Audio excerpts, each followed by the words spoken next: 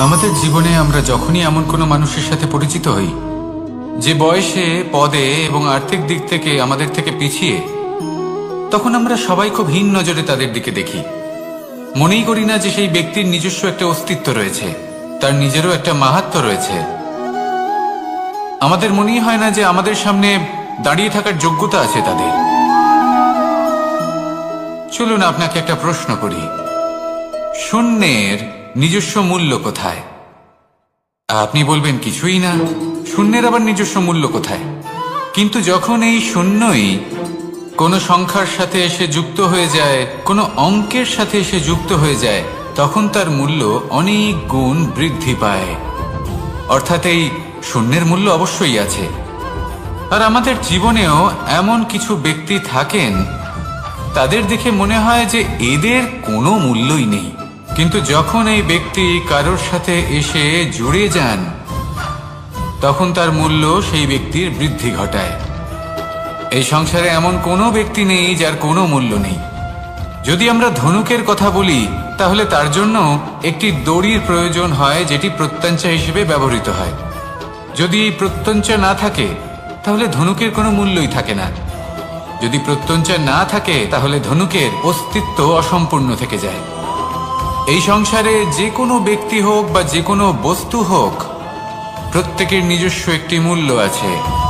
তার সম্মান করুন, সামনে অগ্রসর হন, আর আমার সাথে ভালোবেসে বলুন, রাধা রাধা। সুখ, দুঃখ এবং শক্তি, এই তিন হলো এই সংসারের ত্রিদেবের মতো। আমাদের জীবনে যা কিছু ঘটছে, এই তিনটির ভিত্তির উপরেই হচ্ছে। আসলে এই সংসারের একটা নিয়ম আছে, যখনই আপনি কিছু লাভ করেন, এই সংসার আপনার পরীক্ষা নেয়। এটা জানার জন্য আপনার পরীক্ষা নেয় যে আপনি যা কিছুই লাভ করেছেন, আপনি কি আদৌ সেটার যোগ্য কি না। ঠিক সেইভাবেই এই সুখ, দুঃখ এবং শক্তি আপনার পরীক্ষা নিয়ে থাকে। যখন সুখ আসে, তখন সে আপনার পরীক্ষা নেয় যে আপনার মধ্যে অহংবোধ জাগ্রত হয়নি তো। যদি অহংবোধ চলে আসে, তাহলে সুখ সেখানেই সঙ্গ ত্যাগ করে। দুঃখ আপনার ধৈর্যের পরীক্ষা নিতে থাকে। আর যদি আপনার মধ্যে ধৈর্য না থাকে, তাহলে এটা আপনাকে আরো বেশি দুঃখের গভীর অন্ধকারে ঠেলে দেবে। সেখানে শক্তি পরীক্ষা নেয় আপনার বিনম্রতার। যদি আপনি বিনম্র না হন, তাহলে হয় এই শক্তি আপনার সঙ্গ ত্যাগ করবে, নয় এই শক্তি বিনম্রতার অভাবে আপনার পতনের কারণ হতে পারে। এই সংসারে যে কোনো ব্যক্তি যিনি এই পরীক্ষায় উত্তীর্ণ হয়ে থাকেন, এই জীবনে তিনি সাফল্য লাভ করেন। আসুন আমার সাথে ভালোবেসে বলুন, রাধা রাধা।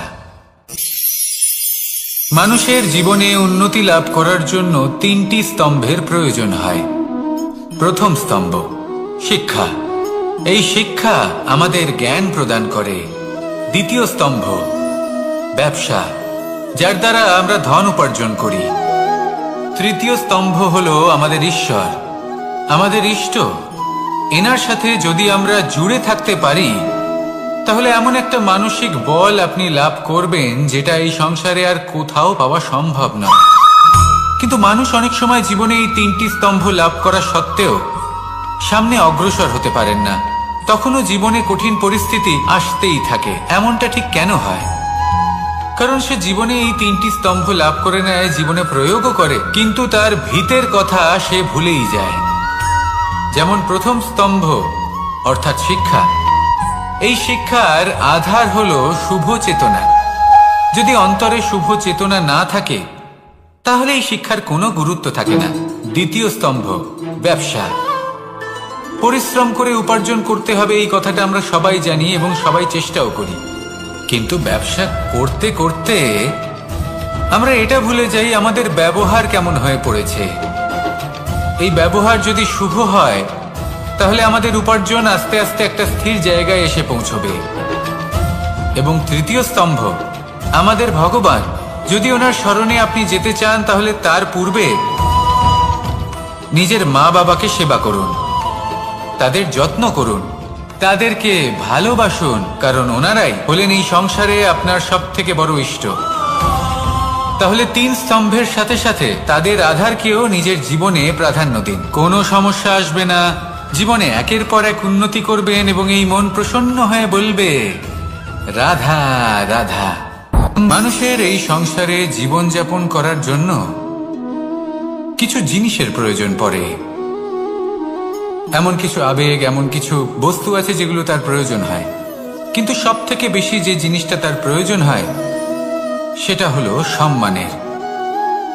আমাদের ভালো লাগে যখন কেউ আমাদের সম্মান করে, আমরা কাউকে সম্মান করলে তারও সেটা ভালো লাগে। কিন্তু আপনি দেখবেন যে সংসারে বেশিরভাগ মানুষ 2টি মাপদণ্ডের ভিত্তিতে সম্মান করেন, হয় বয়স দেখে করেন বা উপার্জন দেখে, অর্থাৎ সেই ব্যক্তি কতটা উপার্জন করেন। এবার ভেবে দেখুন, এটা আবশ্যক নয় কারোর বয়স যদি বেশি হয় তার বুদ্ধিও ততটাই বেশি হবে। আবশ্যক এটাও নয় যে কোনো ব্যক্তি যদি অত্যন্ত ধনী হন বা তার মনও নির্মল হবে বা তিনি সৎকর্ম করবেন বা এমন কোনো কর্ম করবেন যাতে উনি সম্মান লাভ করতে পারেন। হতে পারে উনি ধনী কিন্তু দুশ্চরিত্র। সেই জন্য বয়স বা উপার্জন দেখে কোনো ব্যক্তিকে সম্মান করবেন না, কর্ম দেখুন। যদি গভীরভাবে ভেবে দেখেন তাহলে দেখবেন যদি কোনো মানুষ কোনো সৎকর্ম করেন তাহলে তার প্রতি হৃদয় থেকে সম্মান জাগ্রত হয়। এটাই হলো সেই সম্মান যা অর্জন করতে হবে। বয়স আজ আছে, কাল আরো বৃদ্ধি পাবে। উপার্জন আজ আছে, কাল সেটা কমে যেতেও পারে। কিন্তু যদি আপনি নিরন্তর শুভকর্ম করতে থাকেন তাহলে আপনি মৃত্যুর পরেও অমর হয়ে থাকবেন। আসুন আমার সাথে ভালোবেসে বলুন রাধা রাধা। ভয়ের সাথে আমরা সবাই পরিচিত, কষ্টও আমরা সবাই পেয়েছি। কখনো কখনো আমরা অসুস্থ হয়ে পড়ি, আর এমন সময় হলে মাতার মমতা, কখনো বাবার স্নেহ, কখনো বন্ধুদের পাশে থাকার অনুভূতি আমাদের রোগ নিরাময়ে সাহায্য করে। কখনো যদি আমরা নিরাশ হয়ে পড়ি, তখন যদি আমাদের কোনো আপনজন আমাদের 2টো ভালো কথা বলে তখন আমাদের মনোবল বেড়ে যায়। ঠিক তেমন সংসারের এই রঙ্গমঞ্চে যদি আপনি পীড়িত অনুভব করেন, কিছু শুভ কথা আলোচনা করুন, কিছু স্তুতি গান করুন, কিছু মুহূর্তের জন্য হলেও নিজের ইষ্টদেবের কথা স্মরণ করুন আর প্রার্থনা করুন। সাহস বাড়বে, শক্তিও বৃদ্ধি পাবে এবং সামনে এগিয়ে চলার পথও দেখতে পাবেন। তখন এই মন প্রসন্ন হয়ে বলবে রাধা রাধা। মানুষের জীবনে উন্নতি লাভ করার জন্য 3টি স্তম্ভের প্রয়োজন হয়। প্রথম স্তম্ভ শিক্ষা। এই শিক্ষা আমাদের জ্ঞান প্রদান করে। দ্বিতীয় স্তম্ভ ব্যবসা, যার দ্বারা আমরা ধন উপার্জন করি। তৃতীয় স্তম্ভ হলো আমাদের ঈশ্বর, আমাদের ইষ্ট। এনার সাথে যদি আমরা জুড়ে থাকতে পারি তাহলে এমন একটা মানসিক বল আপনি লাভ করবেন যেটা এই সংসারে আর কোথাও পাওয়া সম্ভব নয়। কিন্তু মানুষ অনেক সময় জীবনে এই 3টি স্তম্ভ লাভ করা সত্ত্বেও সামনে অগ্রসর হতে পারেন না। তখনও জীবনে কঠিন পরিস্থিতি আসতেই থাকে। এমনটা ঠিক কেন হয়? কারণ সে জীবনে এই 3টি স্তম্ভ লাভ করে নেয়, জীবনে প্রয়োগও করে, কিন্তু তার ভিতের কথা সে ভুলেই যায়। যেমন প্রথম স্তম্ভ অর্থাৎ শিক্ষা। এই শিক্ষার আধার হলো শুভ চেতনা। যদি অন্তরে শুভ চেতনা না থাকে তাহলে এই শিক্ষার কোনো গুরুত্ব থাকে না। দ্বিতীয় স্তম্ভ ব্যবসা। পরিশ্রম করে উপার্জন করতে হবে, এই কথাটা আমরা সবাই জানি এবং সবাই চেষ্টাও করি। কিন্তু ব্যবসা করতে করতে আমরা এটা ভুলে যাই আমাদের ব্যবহার কেমন হয়ে পড়েছে। এই ব্যবহার যদি শুভ হয় তাহলে আমাদের উপার্জন আস্তে আস্তে একটা স্থির জায়গায় এসে পৌঁছবে। এবং তৃতীয় স্তম্ভ আমাদের ভগবান। যদি ওনার স্মরণে আপনি যেতে চান তাহলে তার পূর্বে নিজের মা বাবাকে সেবা করুন, তাদের যত্ন করুন, তাদেরকে ভালোবাসুন, কারণ ওনারাই হলেন এই সংসারে আপনার সব থেকে বড় ইষ্ট।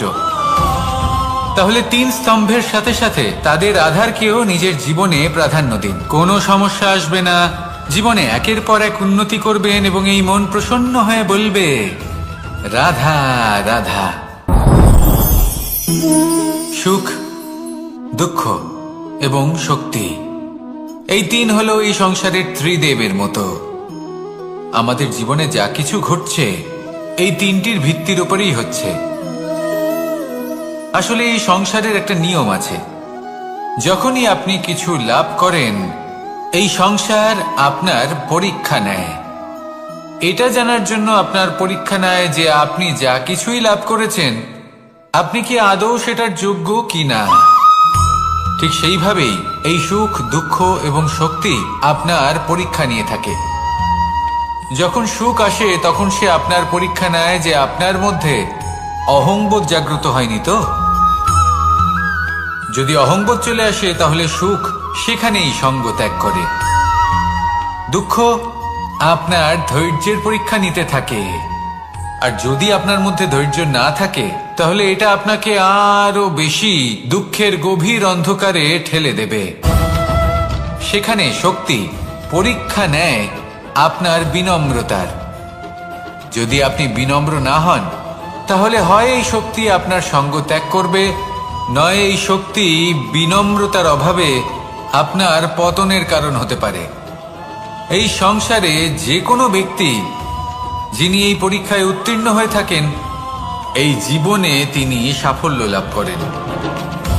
আসুন আমার সাথে ভালোবেসে বলুন, রাধা রাধা।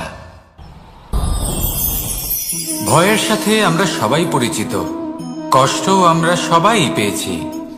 কখনো কখনো আমরা অসুস্থ হয়ে পড়ি, আর এমন সময় হলে মাতার মমতা, কখনো বাবার স্নেহ, কখনো বন্ধুদের পাশে থাকার অনুভূতি আমাদের রোগ নিরাময়ে সাহায্য করে। কখনো যদি আমরা নিরাশ হয়ে পড়ি, তখন যদি আমাদের কোনো আপনজন আমাদের দুটো ভালো কথা বলে তখন আমাদের মনোবল বেড়ে যায়। ঠিক তেমন সংসারের এই রঙ্গমঞ্চে যদি আপনি পীড়িত অনুভব করেন, কিছু শুভ কথা আলোচনা করুন, কিছু স্তুতি গান করুন, কিছু মুহূর্তের জন্য হলেও নিজের ইষ্টদেবের কথা স্মরণ করুন আর প্রার্থনা করুন। সাহস বাড়বে, শক্তিও বৃদ্ধি পাবে এবং সামনে এগিয়ে চলার পথও দেখতে পাবেন। তখন এই মন প্রসন্ন হয়ে বলবে, রাধা রাধা। এই সংসারে কখনো কোনো ব্যক্তিকে তার বাইরের পোশাক দেখে বিচার করার চেষ্টা করবেন না, এটা খুব বড় ভুল করবেন। যেমন আমরা জীবনে অনেক সময় এমন করি, ধরুন কোথাও একটা গাছ দেখলাম, খুব বিশাল আকারের একটা গাছ, যেটা মাটির থেকে অনেক উঁচুতে পৌঁছে গেছে, যার বিশাল শাখা আছে। সেগুলো দেখে আমরা ভাবি যে এই গাছে হয়তো কত সুস্বাদু ফল আছে, আমরা সেই গাছের পরিচর্যা করতে থাকি।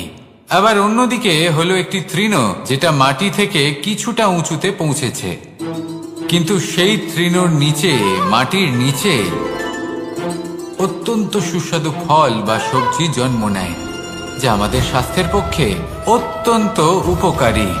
সেই জন্য কখনো আবরণ দেখে কাউকে বিচার করতে চেষ্টা করবেন না। তার বদলে এটা বোঝার চেষ্টা করুন যে আপনার সামনে যে ব্যক্তি আছে বা বস্তু আছে তার বিশেষত্ব কি। যদি এই বিশেষত্ব বোঝার ক্ষমতা আপনি অর্জন করেন, যদি এই শিল্প আপনি নিজের ভেতরে জাগ্রত করেন, তাহলে এই সংসারে বিশেষত্ব কি সেটা আপনি জানতে পারবেন। আর এই সমস্ত খেলা দৃষ্টি থেকে নয়, দৃষ্টিভঙ্গি থেকে জন্ম নেয়। দৃষ্টিভঙ্গি সবসময় শুভ রাখুন আর আমার সাথে ভালোবেসে বলুন, রাধা রাধা। যখন আমরা কোনো বনে প্রবেশ করি তখন এই সবুজ ঘাস দেখে, এই কোমল ঘাস দেখে আমাদের মন প্রফুল্ল হয়ে ওঠে। ভিন্ন ভিন্ন প্রজাতির ফুল, ভিন্ন ভিন্ন রঙের ফুল দেখে এই মন আনন্দে ভরে ওঠে।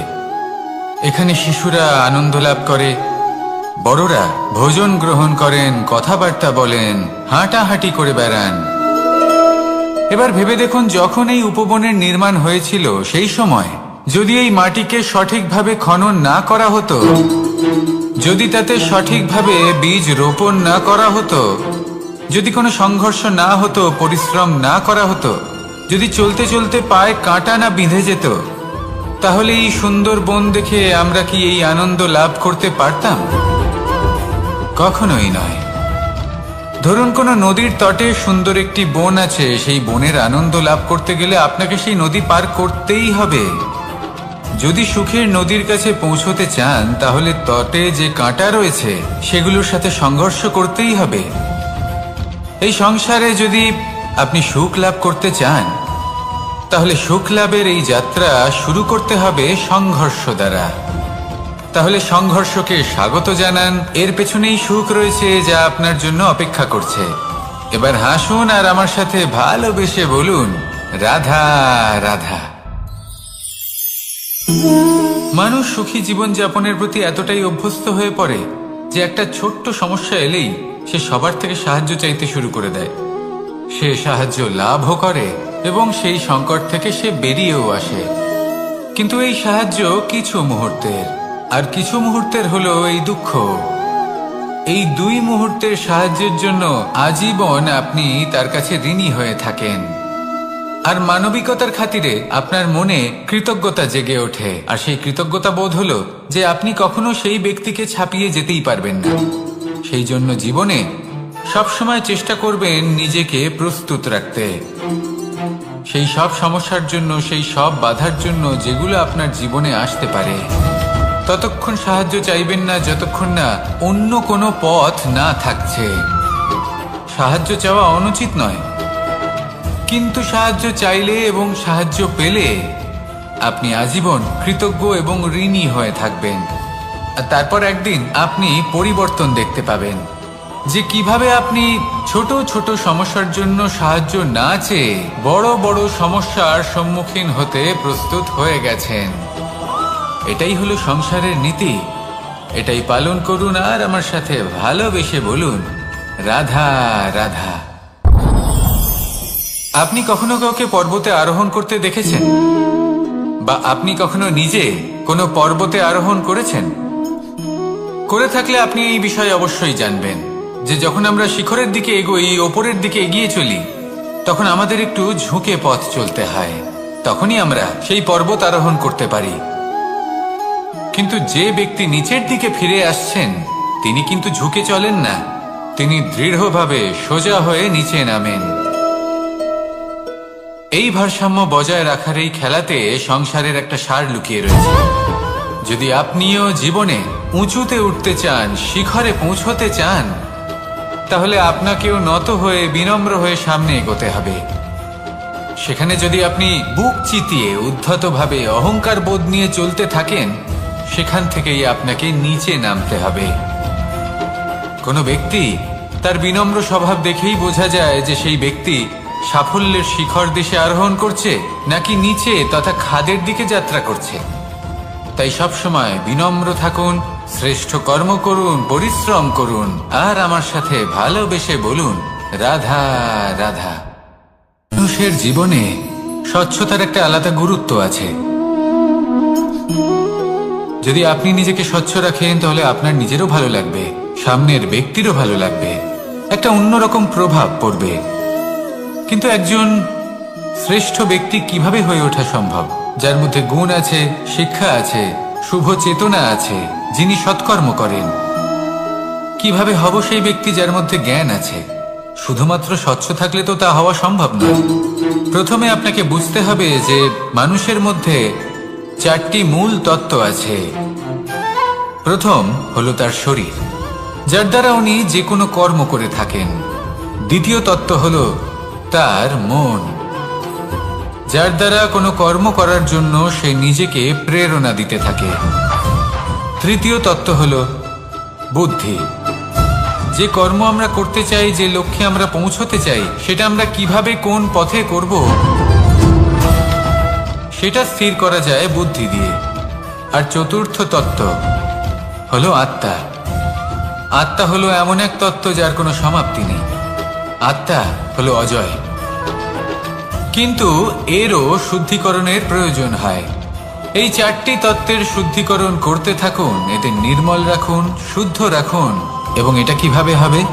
শুভ চেতনা দ্বারা, জ্ঞানের দ্বারা, এবং সব থেকে বেশি গুরুত্বপূর্ণ প্রেমের দ্বারা। আসুন আমার সাথে ভালোবেসে বলুন, রাধা রাধা। এই জীবনে তিনটি গুরুত্বপূর্ণ শব্দ আছে যা বোঝা আমাদের কাছে খুব গুরুত্বপূর্ণ, এবং এই তিনটি শব্দের নিজস্ব অর্থ আছে। প্রথম হলো সঙ্গবদ্ধতা, অর্থাৎ একসাথে মিলে কাজ করতে হবে, একসাথে মিলে পরিশ্রম করতে হবে, সামনে এগোতে হবে। এরকম করতে পারলে আপনার শক্তি বৃদ্ধি পাবে, আপনার ক্ষমতা বৃদ্ধি পাবে, আপনি এগোতে পারবেন এবং অনেক দূরে যেতে পারবেন। দ্বিতীয় হলো আত্মবিশ্বাস। হেরে যাওয়া বস্তুও আবার জিতে নিতে পারবেন। যদি আপনার নিজের আত্মবিশ্বাস থাকে তাহলে আপনি কখনো পরাজিত হবেন না। এবং তৃতীয় হলো অহংকার। জয়লাভ করার পরেও কিন্তু এটা আপনাকে পরাজিত করতে পারে। সেই জন্য জীবনে সঙ্গবদ্ধ হন, আত্মবিশ্বাস রাখুন, কিন্তু কখনোই অহংকার করবেন না। এই অহংকার আপনার থেকে সব কিছু কেড়ে নিতে পারে। এই অহংকারের জন্যই মথুরাপতি কংস নিজের পতনের দিকে অগ্রসর হয়েছিলেন। এই অহংকারকে ত্যাগ করুন আর আমার সাথে ভালোবেসে বলুন, রাধা রাধা। এই সংসারে সব থেকে বেশি কঠিন কাজ কোনটা? কেউ বলবেন যুদ্ধ করা, কেউ বলবেন ধন অর্জন করা, আবার কেউ বলবেন জ্ঞান অর্জন করা সব থেকে বেশি কঠিন। এবার প্রত্যেক ব্যক্তির নিজস্ব অভিজ্ঞতা আছে আর সেই অনুসারে তার নিজস্ব একটা উত্তর আছে। সাধারণভাবে দেখতে গেলে এই সংসারে সব থেকে কঠিন হলো তপস্যা করা, অর্থাৎ সব কিছু ত্যাগ করে তপস্যায় নিজেকে বিলীন করে দেওয়া। এবার এর থেকে বেশি কঠিন এই সংসারে আর কি বা হতে পারে? এই সংসারে, এই সমাজে, নিজের পরিবারের মধ্যে থেকেও ধৈর্য ধরে সামনে অগ্রসর হওয়া, এটা হলো সব থেকে কঠিন কাজ। কারণ যখন আপনি তপস্যা করেন তখন সেখানে আপনার ধৈর্য ভাঙার মতো কেউ থাকেন না, না কোনো বন্ধু, না কোনো আত্মীয়, না কোনো শত্রু, কেউ না। কিন্তু যখন আপনি এই সমাজে, এই পরিবারে থাকেন, কোনো না কোনো ব্যক্তি এসে আপনার ধৈর্যের বাঁধ ভেঙে দেওয়ার ক্ষমতা রাখেন। তারা আপনার ধৈর্যের বাঁধ ভেঙে দেয়, আর কখনো কখনো তারা অনিচ্ছাকৃতভাবেই সেটা করে থাকেন। কারণ তাদের মানসিকতা আপনার থেকে আলাদা, তাদের কর্ম আপনার থেকে আলাদা, তাদের দৃষ্টিভঙ্গি আপনার থেকে আলাদা, জীবন যাপন আপনার থেকে আলাদা। সেক্ষেত্রে আপনি ধৈর্যচ্যুত হন, প্রসন্নতা আপনার থেকে ছিনিয়ে নেওয়া হয়। সেই জন্য এই সংসারে, এই পরিবারের থেকেও ধৈর্য ধরে সামনে অগ্রসর হওয়া কোনো পর্বতের শিখরে গিয়ে তপস্যা করার থেকেও অনেক বেশি কঠিন। আর যে ব্যক্তি এই সমাজেই, এই পরিবারে, সেই সকল মানুষের মধ্যে থেকে গিয়েও ধৈর্য ধরে অগ্রসর হতে থাকেন, যারা এই কাজটা শিখে নিতে পারেন, তারাই কিন্তু জীবনে আনন্দ লাভ করতে পারেন। এই ধৈর্যই শেষে আপনার জীবনে প্রসন্নতা বহন করে আনবে। তাই ধৈর্য ধরে জীবনের পথে অগ্রসর হন আর আমার সাথে ভালোবেসে বলুন, রাধা রাধা। আমরা যখনই কোনো গাছের চারা রোপণ করি তখন সবার আগে পরীক্ষা করে দেখি যে যেখানে আমরা চারা রোপণ করতে চলেছি সেখানকার মাটি আদৌ উর্বর কিনা, সেই মাটি সেই চারাকে বাড়তে সাহায্য করবে কিনা। যখন একটা চারা রোপণের আগে আমরা এত কিছু ভাবতে পারি, তাহলে কাউকে বিশ্বাস করার আগে আমরা কেন ভাবি না? জীবনে কখনো এই বিশ্বাসরূপী চারা কোথাও রোপণ করার আগে বোঝার চেষ্টা করুন যে যার ওপর আপনি বিশ্বাস করতে চলেছেন সে কি আদৌ আপনার বিশ্বাসের যোগ্য কি না। ভেবে দেখুন সেই ব্যক্তি ভবিষ্যতে গিয়ে আপনার বিশ্বাস ভাঙতে পারে কিনা। এটাও ভেবে দেখুন যে যাকে আপনি বিশ্বাস করতে চলেছেন তাকে আপনি বিশ্বাস করলে নিজের জীবনের উদ্দেশ্যে আপনি অগ্রসর হতে পারবেন কিনা। আর তার জন্য প্রয়োজন সঠিক সিদ্ধান্ত, পরখ করা, কোনটা উচিত কোনটা অনুচিত সেটা বোঝা। আর তাতে কিন্তু আপনি সন্দেহবাতিক হবেন না, তাতে আপনি আরো নিপুণ হয়ে উঠবেন। তাই যদি আপনি নিপুণ হয়ে উঠতে চান তাহলে বোঝার চেষ্টা করুন, পরখ করে দেখুন, কোনটা উচিত কোনটা অনুচিত বুঝুন, আর বিশ্বাস তখনই করুন যখন আপনি 100% নিশ্চিত হবেন যে সে বিশ্বাসের যোগ্য। আসুন আমার সাথে ভালোবেসে বলুন, রাধা রাধা।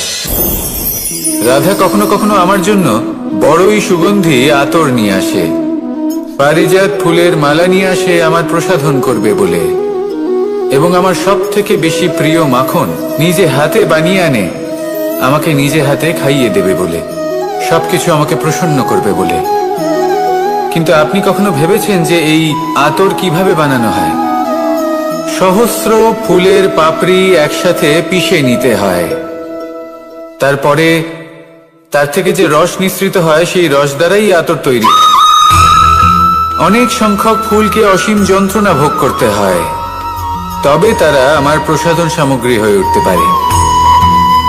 দুধ থেকে মাখন তৈরি করার জন্য কতটা পরিমাণ মন্থন সহ্য করতে হয় সেটা আপনি জানেন। ঠিক সেই রকমই হলো আমাদের জীবনও।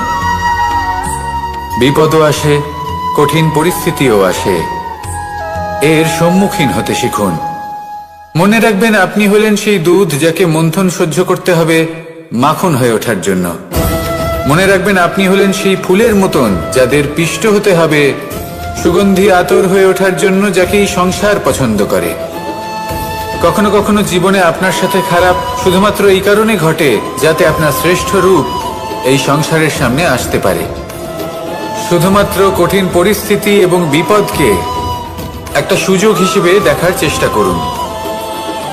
আপনার জন্য এই সংসার বদলে যাবে, সংসারকে দেখার দৃষ্টিভঙ্গি পাল্টে যাবে, আপনার ভাগ্য পাল্টে যাবে, আর এই মন প্রসন্ন হয়ে বলবে, রাধা রাধা।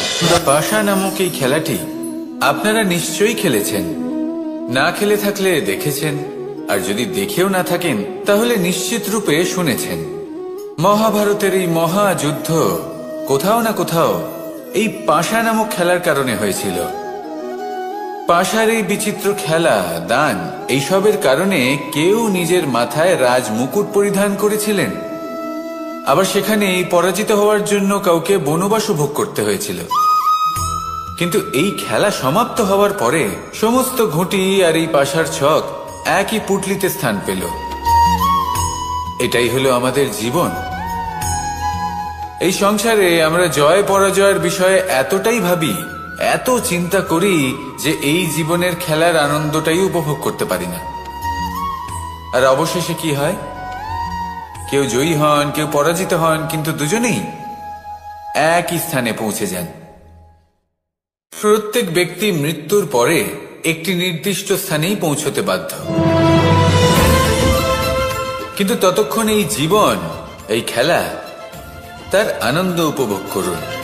এই সংসারে সেই ব্যক্তি শ্রেষ্ঠ স্থানে পৌঁছতে পেরেছেন যিনি এই সংসারকে প্রকাশ প্রদান করেছেন, যিনি কখনো জয় পরাজয় এই বিষয়ে ভাবেননি, শুধু এই জীবনের খেলার আনন্দ উপভোগ করেছেন। এটাই আপনিও করুন, আর আমার সাথে ভালোবেসে বলুন, রাধা রাধা। প্রত্যেক মানুষ নিজের জীবনে দুঃখ অনুভব করেন। প্রত্যেকের দুঃখ আলাদা হতে পারে। কারোর মনে এই দুঃখ থাকে যে সে তার বাবা মায়ের সব ইচ্ছে পূরণ করতে পারেননি। কেউ এটা ভেবে দুঃখ পান যে সে চিরকাল সদাচার করেছেন, সৎকর্ম করেছেন, কিন্তু তাও তাকে দুরাচারী বলে মনে করা হয়। কেউ এটা ভেবেও দুঃখ পান যে তার সামনে যে ব্যক্তি রয়েছেন তার চোখে তিনি শত্রু হয়ে উঠেছেন বা দুষ্ট হয়ে উঠেছেন, যেখানে তিনি হয়তো কোনো অনুচিত কাজই করেননি। এবার এই সমস্ত বিষয় নিয়ে ভেবে নিজের ব্যক্তিত্ব নিয়ে সন্দেহ প্রকাশ করবেন না। যদি নিজের ব্যক্তিত্ব নিয়ে কোনো সন্দেহ থেকে থাকে তাহলে কর্ম সংক্রান্ত প্রশ্ন করুন যে আপনি যা করেছেন তাতে কি উচিত ছিল, কি অনুচিত ছিল। যেটা প্রয়োজন সেটা এটা বোঝার যে আপনার অন্তর্মন, আপনার বিবেক আপনাকে কি বলছে, আর আপনার অন্তর্মন আর আপনার বিবেক আপনাকে যেটা করতে বলবে শুধু সেটাই করুন। আর তারপরে এই সংসার কি বলবে, কি ভাববে সেসব নিয়ে ভাবতে যাবেন না, কারণ এই সংসার তো ঈশ্বরকেও প্রশ্ন করে থাকে, ঈশ্বরকেও দোষী মনে করে। কখনো কখনো যখন কোনো ঘটনা মানুষের ইচ্ছা অনুযায়ী ঘটে না, তখন মানুষ এটা বলে যে হে ঈশ্বর, আপনি আমার পাশে থাকলেন না, আপনি বড়ই কঠোর, এটা আপনার দোষ। যেখানে বেশিরভাগ সময় হয়তো সে নিজেই নিজের কর্মফল ভোগ করছে, আর কখনো কখনো ঈশ্বর হয়তো তার জন্য আরো ভালো কোনো পরিকল্পনা করে রেখেছেন, কিন্তু মানুষ এটা বুঝতে পারে না। তাই দিনের শেষে যেটা প্রয়োজন সেটা হলো নিজের মনের কথা বুঝতে হবে। আপনার বিবেক কি বলছে শুধু সেটাই করুন, আর সামনে এগোতে থাকুন। আমার সাথে ভালোবেসে বলুন, রাধা রাধা। পরিবর্তন, এটা হলো সৃষ্টির অমূল্য নিয়ম। এই সংসারে সবকিছু সময়ান্তরে পরিবর্তিত হয়, এই সময়ও পরিবর্তিত হয়। পরিবর্তন চিরকাল হয়ে এসেছে আর চিরকাল হতে থাকবে, কিন্তু এবার আমরা সেই পরিবর্তন কিভাবে লাভ করব যেটা আমাদের প্রয়োজন, যেটা আমরা চাই। আমরা জীবনে বিকাশ চাই। এই বিকাশ কিভাবে লাভ করতে পারি? এই প্রকৃতি কিন্তু আমাদের অত্যন্ত উত্তম উদাহরণ দিয়ে বুঝিয়েছে। একটি বিন্দুর উদাহরণ দিয়েছে যা ভবিষ্যতে একটা বিশাল নদীর আকার ধারণ করে। এটা কিভাবে হয়? মেঘ থেকে একটি বিন্দু ঝরে পড়ে সেই পর্বতের ওপর যেখানে হিম আছে। সেই হিমের সংস্পর্শে আসা মাত্র সেই বিন্দুর সাথে আরো বেশ কিছু বিন্দু যুক্ত হয়, তারপর তারা অগ্রসর হয়, আরো কিছু বিন্দু যুক্ত হয়, আস্তে আস্তে একটা ক্ষীণ ধারার রূপ ধারণ করে, এবং সেটাই ভবিষ্যতে আরো এগোতে থাকে। অনেকটা যাওয়ার পর যখন অনেক সংখ্যক বিন্দু একসাথে যুক্ত হয়, তখন সেটা বিশাল নদীর আকার ধারণ করে। এবার আমরা মানুষ বলে আমাদের সাথে এই নিয়মের অন্যথা হয় তা নয়। আমরাও এই প্রকৃতির অংশ, আমাদের ক্ষেত্রেও একই নিয়ম প্রযোজ্য। যখন পরিশ্রম করে অনেক সংখ্যক বিন্দু আমরা একত্রিত করব, তখনই পরিবর্তনের নদী প্রবাহিত হবে। প্রয়োজন হলো নিরন্তর পরিশ্রম করা এবং ধৈর্য ধরা। এটা করতে থাকুন, জীবনে সবকিছু লাভ করতে পারবেন, কারণ প্রকৃতি আমাদের এটাই শিখিয়েছে, আর আমরা এই ব্রহ্মরই একটি অংশ, যার দ্বারা এই ব্রহ্মাণ্ড নির্মিত। আসুন আমার সাথে ভালোবেসে বলুন, রাধা রাধা। কখনো এই প্রকৃতির দিকে তাকিয়ে থাকবেন। এই প্রকৃতি অনেক ধরনের শিক্ষা দেয়। কোন একটা গাছকে দেখুন কিভাবে সে মাটি থেকে জল শুষে নেয়। সে ঝড় হোক বা হোক কড়া রোদ সব সহ্য করে, এবং অবশেষে সে ফল ধারণ করে। আর সেই ফল উৎপন্ন করার পরে সে ফল কিন্তু সে নিজে গ্রহণ করে না, এই সংসারকে প্রদান করে, যাতে পশু পাখি মানুষ তারা এই ফল গ্রহণ করে শক্তিশালী হয়ে উঠতে পারে, সুস্থ থাকতে পারে। সেভাবেই নদী, সরোবর এরা নিজেরাও কিন্তু নিজেদের জল গ্রহণ করে না, মাটিকে প্রদান করে, পশু পাখিকে প্রদান করে। সূর্য নিজেও নিজের জন্য প্রজ্বলিত হয় না, সে প্রকাশ ছড়িয়ে দিতে চায় আমাদের সবার কাছে, সে আলো পৌঁছে দিতে চায়। এই প্রত্যেকের কর্মে পরমার্থ নিহিত আছে, আর সেই জন্যই এদের সকলকে পুজো করা হয়। তাই মনে রাখবেন, আপনার কাছে জীবন যাপনের অতিরিক্ত যা কিছুই আছে তা পরমার্থের জন্য। তাহলে তার সদ্ব্যবহার করুন, আর আমার সাথে ভালোবেসে বলুন, রাধা রাধা। আমরা প্রত্যেকেই অবশ্যই এমন সময় দেখেছি যখন অনেকগুলো সমস্যা একসাথে আমাদের জীবনে এসে পড়ে। সমস্যা আমাদের প্রত্যেকের জীবনেই থাকে। আমরা তার সমাধান খুঁজতে চেষ্টা করি, কখনো সমাধান খুঁজে পাই, আবার কখনো যতই চেষ্টা করি না কেন কোনো সমাধান খুঁজেই পাই না। আর যখন এটা হয় তখন মানুষ অত্যন্ত বিচলিত হয়ে পড়েন। নিজের আত্মীয় স্বজন, নিজের বন্ধু বা সংসার এদের ওপরে এই দোষ চাপিয়ে দেন যে এদের জন্যই এই সমস্যা এসেছে। এবার যদি আমি আপনাকে কোনো পরামর্শ দিই তাহলে এটাই বলবো যে দৃষ্টিভঙ্গি পাল্টে দেখুন। এই দৃষ্টিভঙ্গি দিয়ে দেখুন যে এই সংসারে যে সমস্যাই আসুক না কেন তার জন্য কেউ দোষী নয়, না আপনি না অন্য কেউ। এই পুরো খেলাটাই আপনার মানসিকতা, আপনার দৃষ্টিভঙ্গির, আপনার মনের। কিভাবে বোঝাচ্ছি? যখন আমাদের মন শক্ত থাকে তখন কঠিন থেকে কঠিনতর পরিস্থিতিও আমাদের জীবনে খুব বেশি হলে প্রতিস্পর্ধা হয়ে থেকে যায়। সেখানে যদি আমাদের মন দুর্বল থাকে, তখন অল্প কঠিন পরিস্থিতিও আমাদের কাছে খুব বড় সমস্যা হয়ে যায়, তাই না? একটা শক্ত মন কঠিন পরিস্থিতিকে প্রতিস্পর্ধা হিসেবে দেখে আর তার মধ্যে ওটা সুযোগ খুঁজে নেয়। আমাদের শুধু এটাই করতে হবে। এই সংসারে অন্য কাউকে দোষী মনে করলে আপনার সমস্যা দূর হয়ে যাবে না। সেই জন্য এই সংসারকে দোষ দেওয়ার বদলে এই সমস্যার মূলে চলে যান, সেটাকে বুঝুন, নিজের এই মনকে শক্ত করে তুলুন। যদি আপনার মন শক্তিশালী হয়, তাহলে এই সংসারে অনেক বড় বড় কঠিন থেকে কঠিনতর পরিস্থিতিও যদি আসে, আপনার জীবনে যতই বড় বড় সমস্যা আসুক না কেন, আপনার লক্ষ্য লাভে বাধা দিতে পারবে না। আসুন আমার সাথে ভালোবেসে বলুন, রাধা রাধা। আমরা সবাই পাথর দেখেছি, পর্বতও দেখেছি, শুকনো পাতাও দেখেছি, শ্যামল বনানীও দেখেছি। কখনো ভেবেছেন পাথরের অস্তিত্ব কিন্তু ততক্ষণ পর্যন্ত যতক্ষণ সে পর্বতের গায়ে আটকে থাকে। যখন সেই পর্বত থেকে সেই পাথর ভিন্ন হয়ে যায় ও নিজের অস্তিত্ব হারিয়ে ফেলে। আস্তে আস্তে কখনো পাথর কেটে বা কখনো পিষ্ট হয়ে সেই পাথর আস্তে আস্তে মাটিতে পরিণত হয় এবং পূর্ণরূপে নিজের অস্তিত্ব হারিয়ে ফেলে। এটাই পাতার সাথেও হয়। এই পাতা যতক্ষণ গাছের ডালের সাথে যুক্ত, ততক্ষণ তার অস্তিত্ব থাকে। যখনই ডাল থেকে বিচ্ছিন্ন হয়, সেও নিজের অস্তিত্ব হারিয়ে ফেলে। আর এটাই আমাদের সাথেও হয়। যতক্ষণ আমরা নিজেদের আপনজনের সাথে যুক্ত থাকি, আমাদের অস্তিত্ব বজায় থাকে। যখন আপনজনদের সাথে সম্পর্ক ছিন্ন করি, তখন আমরাও আমাদের অস্তিত্ব হারিয়ে ফেলি। এবার এই সংসারের প্রত্যেক ব্যক্তি স্বতন্ত্র থাকতে চান, আর অনেক ব্যক্তি স্বতন্ত্র থাকবেন বলে আপনজনদের দূরে করে দেন আর তাদের সাথে এই সম্পর্ক ছিন্ন করেন। এটা কি সত্যি প্রয়োজন? আপনজনদের সাথে সম্পর্ক ছিন্ন করে নিজের অস্তিত্ব হারিয়ে ফেলা প্রয়োজনীয়, নাকি আপনজনদের সাথে সম্পর্ক বজায় রেখে নিজেদের স্বতন্ত্র করে রাখা সেটা আবশ্যক? নির্বাচন আপনারই। আসুন আমার সাথে ভালোবেসে বলুন, রাধা রাধা। আপনি কি কখনো নৌকা যাত্রা করেছেন?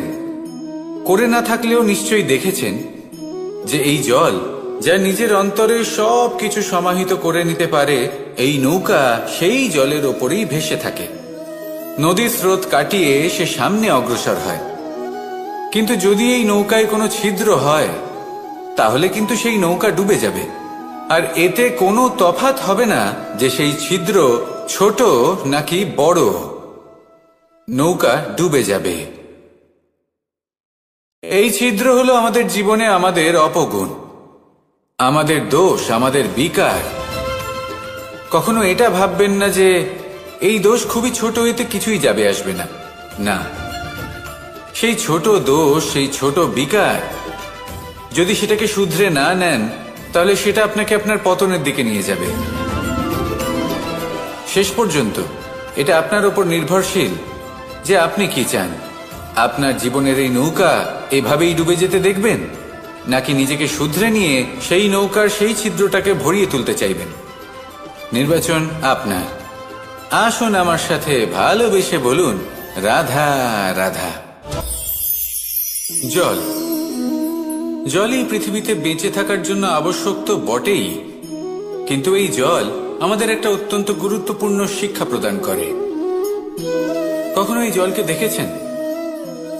যে পরিস্থিতিতে এই জল প্রবাহিত হোক না কেন, এর উপর যা কিছুই প্রভাব থাকুক না কেন, এর পথে যতই বাধা আসুক না কেন, তার মধ্যে থেকে ও নিজের পথ ঠিক বের করে নেয়, কিন্তু নিজের প্রবাহ থামতে দেয় না, ক্রমাগত অগ্রসর হতে থাকে।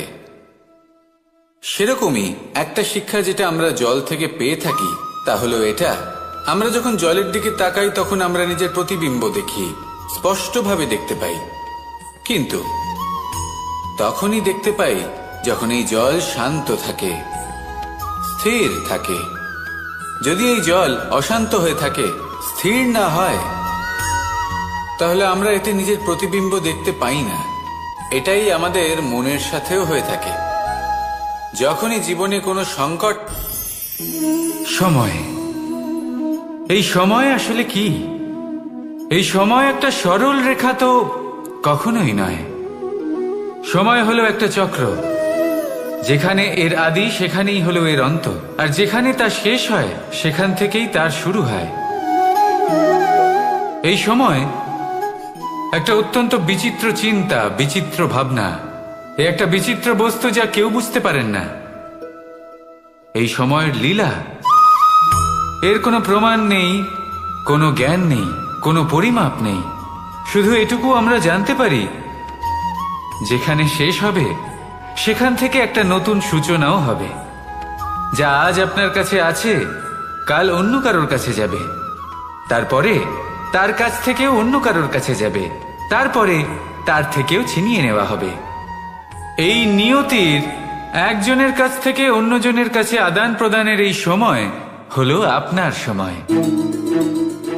এই সময়ের সদ্ব্যবহার করুন, এই সময়কে বাঁচুন। আপনাকে শুধু এটাই সুনিশ্চিত করতে হবে যে আপনি কোন পক্ষে আছেন। আর সত্যি বলতে কি, আপনার জীবনের পরিণাম নির্ভর করে আপনার নির্বাচনের ওপর। আপনি কোন পক্ষ নির্বাচন করছেন।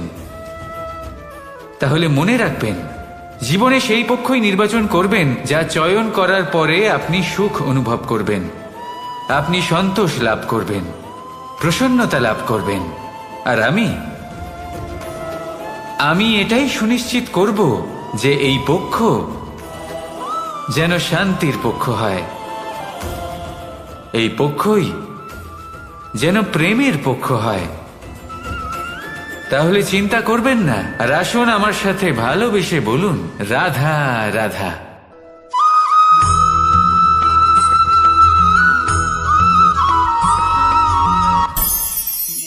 অনেক সময় যখন আমরা কর্ম করি, সাফল্য লাভ করি, কঠিন পরীক্ষায় উত্তীর্ণ হই, বড় কাজ করি, আমাদের মনে হয় এই সংসার আমাদের একটু প্রশংসা করুক, ভালো লাগে।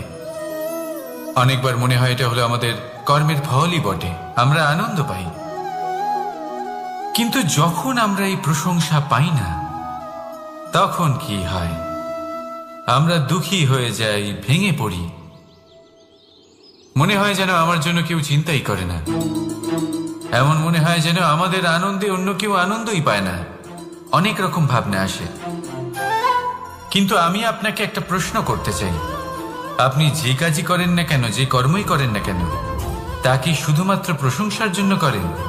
যদি এরকম হয়ে থাকে তাহলে সেই ভাবনা এক্ষুনি ত্যাগ করুন, কারণ এই প্রকৃতি আমাদের অন্য শিক্ষা দেয়।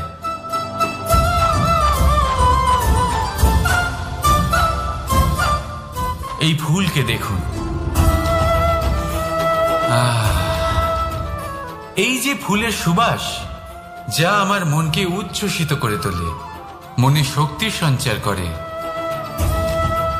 এই সুগন্ধ। কিন্তু ভেবে দেখুন, ফুলের কিন্তু এই কাজ করার জন্য কোনো প্রশংসারই প্রয়োজন হয় না। এইটাই হলো প্রকৃতির শিক্ষা। যিনি সৎ হন, সৎকর্ম করেন, তার কোনো প্রশংসার প্রয়োজন হয় না, কারণ ওনার কর্মই হলো ওনার সুবাস। মনে রাখবেন, আতর নকল ফুলে দেওয়া হয়, প্রকৃত ফুলের তার কোনো প্রয়োজন হয় না। সেইভাবেই আপনিও কর্ম করতে থাকুন শুভ চিন্তা নিয়ে। এই মনকে সব সময় শান্ত রাখুন, স্বচ্ছ রাখুন। যদি এরকম করেন তাহলে আপনার কর্ম এমন সুবাস ছড়াবে যে আপনার জীবনে শুধু এবং শুধুমাত্র আনন্দই থাকবে। তাহলে এই আনন্দ সহকারে বলুন, রাধা রাধা।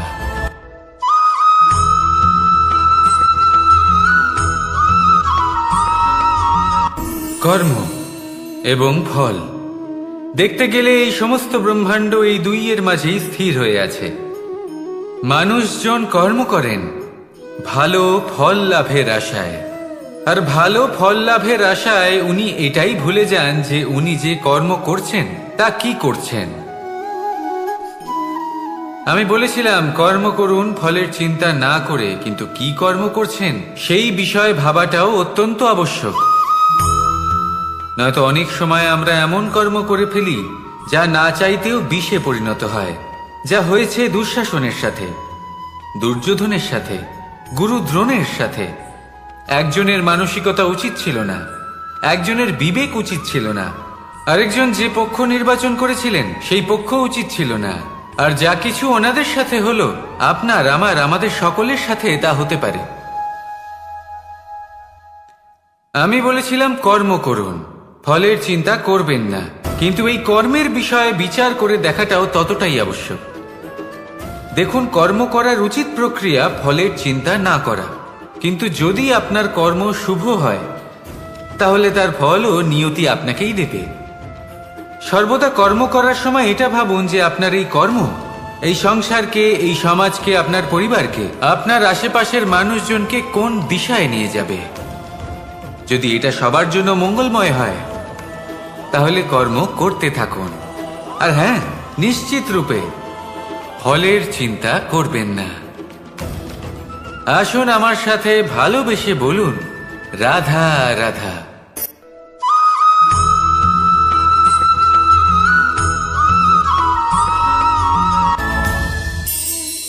এই সংসারে এমন কোনো পর্বত নেই যা এতটাই উঁচু যে মানুষ তার শিখরে পৌঁছতে পারবে না, তাকে অতিক্রম করতে পারবে না।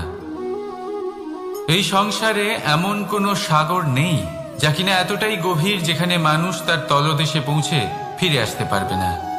একটা ছোট্ট বরফের টুকরো পর্বতের শিখরে গলে গিয়ে বইতে থাকে, আর দেখতে দেখতেই তা মহানদী গঙ্গায় পরিবর্তিত হয়। এর কারণ কি? এর কারণ হলো প্রচেষ্টা, প্রারব্ধ নয়। এই প্রচেষ্টাই সুনিশ্চিত করে যে আপনার প্রারব্ধ কি হবে। এই সমস্ত কিছু হলো প্রচেষ্টা আর প্রারব্ধের খেলা। আপনার প্রচেষ্টা যেরকম হবে আপনার প্রারব্ধ সেরকমই হবে। আর আপনার প্রচেষ্টা যদি উচ্চ মানের হয় তাহলে প্রারব্ধকে আপনার সামনে নত হতেই হবে। কি বলেন? তাহলে আসুন আমার সাথে ভালোবেসে বলুন, রাধা রাধা। অনেক সময় মানুষ অতীতকে দেখেন আর তখন অহংবোধে পরিপূর্ণ হয়ে ওঠেন। কখনো বর্তমানের দিকে তাকান, ভবিষ্যতের দিকে তাকান আর পরিতৃপ্তিতে ভরে ওঠেন। কেন বুঝতে পারেন না একটা সহজ কথা?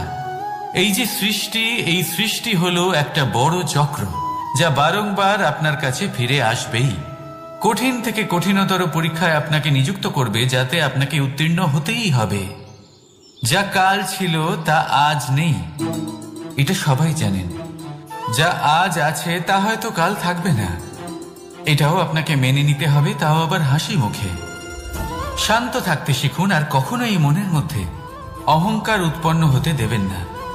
হতে শিখুন সেই হিমবাহের মতো। হয়তো এই জন্যই এত শীতল থাকে, কারণ ও জানে গতকালও জল রূপে ছিল, আজ বরফ রূপে হয়তো আছে, কিন্তু কাল পুনরায় সে জলেই পরিণত হবে। নিজেকে শান্ত রাখুন। হয়তো আজ আপনি সাফল্যের শিখরে আছেন, হয়তো বা নেই। আপনাকে প্রত্যেক দিন অবশ্যই দেখতে হবে।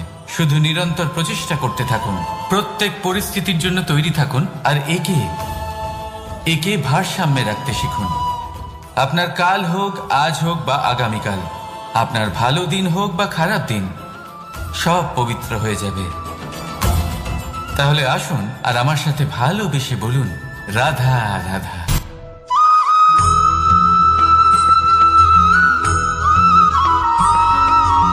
প্রতিশোধ অথবা কাউকে দুঃখ দেওয়ার ভাবনা, যদি এটা আপনার মনে থাকে তাহলে আপনি নিজের মনেই যন্ত্রণার একটা বিশাল বৃক্ষ রোপণ করছেন, এটা মনে রাখবেন। কারণ কাউকে দুঃখ দেবার এই ভাবনা, এটা হলো সেই বীজ যা আপনার মনেই পতিত হবে, আপনার মনেই অঙ্কুরিত হবে, আর আপনার মনেই একটা বিশাল বৃক্ষরূপে বেড়ে উঠবে। জীবন আপনার, কর্ম আপনার, কাউকে দুঃখ দেবার ভাবনা আপনার ছিল, এই বৃক্ষ হলো আপনার, তাই এর ফলও আপনিই পাবেন, যা গ্রহণও আপনাকেই করতে হবে। মনে রাখবেন, যে মানুষ এটা ভাবে যে আমি ওকে দুঃখ দেব, ওকে কষ্ট দিতে চাই আমি, সেই মানুষই দুঃখ আর কষ্ট পেয়ে থাকে। যদি সেই জায়গায় আপনি এটা ভাবেন যে আমি কাউকে সুখী করে তুলতে চাই, কাউকে সুখ প্রদান করতে চাই, তাহলে তারও বীজ আপনার মনেই রোপণ হবে, বৃক্ষে পরিণত হবে, যার ফলও আপনিই পাবেন। এখানে বিষয়টা হলো শুধু মানসিকতার চিন্তা, যা সত্য হয়ে আপনার সামনে আসে। তাহলে এই মানসিকতা শুভ করুন, সবার জন্য মঙ্গল কামনা করুন।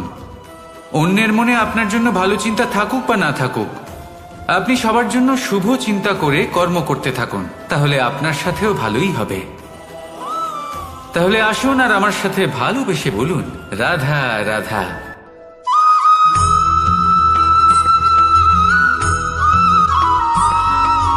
দোল উৎসবে এই সমগ্র সংসার রং নিয়ে খেলা করে, কিন্তু এই রঙের সারমর্ম এই সংসার কি জানে? কখনো দেখেছেন একটা চিন্তিত মুখ শুধুমাত্র রঙের স্পর্শ পেয়ে আনন্দিত হয়ে ওঠে? দোলে আমরা কি করি? পুরাতনকে ত্যাগ করি আর নতুনকে স্বাগত জানাই। শিশিরকে বিদায় জানিয়ে এক নতুন ঋতুকে আগমন জানাই। দুশ্চিন্তা দূর করে আসার নতুন রঙে রঙিন হয়ে ওঠা, নিজেকে আনন্দিত করা, এটাই তো হলো দোল। এবার দোলের একটা ব্যাপার আছে, দুটো রঙে একসাথে রঙিন হওয়া যায় না। একটা রং উঠলে তবেই আরেকটা রং লাগা সম্ভব। আরো একটা প্রশ্নও রয়েছে, কোন রংকে তুলে দিয়ে কোন রং মাখানো যেতে পারে? যদি আপনাকে উদাহরণ দিই, লোভের এই রং, তা যতক্ষণ লেগে থাকবে আনন্দের রং লাগতে পারবে না, যা হয়েছিল দ্বারকাবাসী এবং সামন্তক মণির মধ্যে। ভ্রান্তির রং যতক্ষণ লেগে থাকবে সত্যের রং লাগতে পারবে না, যা হয়েছে রুক্মিণীর সাথে। আর হিংসার এই রং যতক্ষণ লেগে থাকবে প্রেমের রং ততক্ষণ লাগতেই পারবে না, যা হয় আপনার আমার সবার সাথে। তাহলে আসুন একসাথে মিলে দোল পালন করি এবং সবকিছুর উপরে বিজয় লাভ করি। অন্ধকারের স্থানে আলো, ভ্রান্তির স্থানে সত্যের, হিংসার স্থানে প্রেমের, আর লোভের স্থানে আনন্দের এই সুন্দর রং মাখাই। শত্রুতা, ঘৃণা, হিংসা এই সব কিছু ত্যাগ করি আর সকলের সখা হয়ে উঠি, আর ভালোবেসে বলি শুভ দোল। হ্যাঁ, ওটা তো আমরা অবশ্যই বলবো, রাধা রাধা।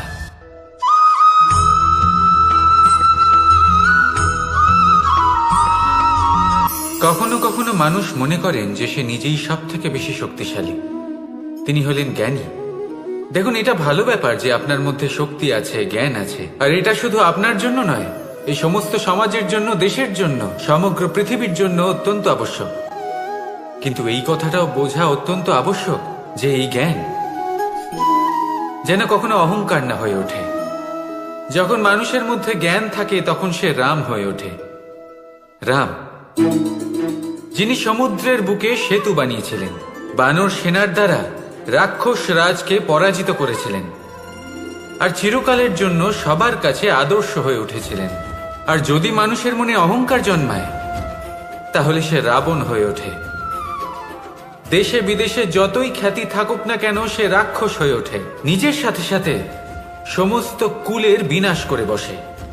এবার জ্ঞান নাকি অহংকার, আপনার কি চাই সেই সিদ্ধান্ত আপনার, আর আপনার এই সিদ্ধান্তই নিশ্চিত করবে যে আপনার কর্ম কি হবে, আর আপনার এই কর্মই নিশ্চিত করে দেবে আপনার প্রারব্ধ কি হবে।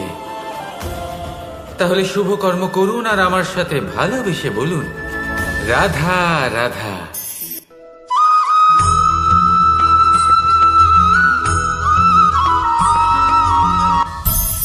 সংসারে অনেক সময় এরকম হয় যে আমরা খুব সমস্যায় থাকি, খুব বিপদের মধ্যে থাকি, আর সেই সমস্ত মানুষ যারা আমাদের কাছের মানুষ, আমাদের আপনজন, তারা আমাদের ত্যাগ করে চলে যান। আমরা এই সময় দুঃখ পাই, নিরাশ হয়ে পড়ি এবং একা একাই সেই সমস্যাকেও কাটিয়ে উঠি। এবার পরিস্থিতি যেমন খুশি হোক না কেন, সেই সব মানুষ যারা এমন সময় আপনাকে ত্যাগ করেছেন, তাদের প্রতি ক্রুদ্ধ হওয়া, অভিমান করা, এটা অনুচিত। আমি বলবো তাদের প্রতি কৃতজ্ঞ থাকুন। আমি বলবো তাদের ধন্যবাদ জানান যে তারা এমন সময় আপনার সঙ্গ ত্যাগ করেছেন যখন আপনার তাদের সব থেকে বেশি প্রয়োজন ছিল। কারণ দেখুন, হয় তাদের বিশ্বাস ছিল যে আপনি নিজেই এই বিপদ থেকে বেরিয়ে আসতে পারবেন, বা তাদের ত্যাগ করার জন্য আপনি নিজের উৎসাহ বাড়িয়ে তুললেন, আপনি নিজের শক্তি বাড়ালেন এবং নিজে সেই সমস্যা থেকে বেরিয়ে আসলেন। নিজের খারাপ সময়কে আপনি নিজেই ভালো সময় করে তুললেন। শেষ পর্যন্ত আপনি আরো শক্তিশালী হয়ে উঠলেন, আরো শ্রেষ্ঠ হয়ে উঠলেন। আর এটাই তো আপনার বিজয়, যার কারণ হলো তাদের আপনাকে ত্যাগ করা। তাহলে তাদের ধন্যবাদ জানান আর আমার সাথে ভালোবেসে বলুন, রাধা রাধা।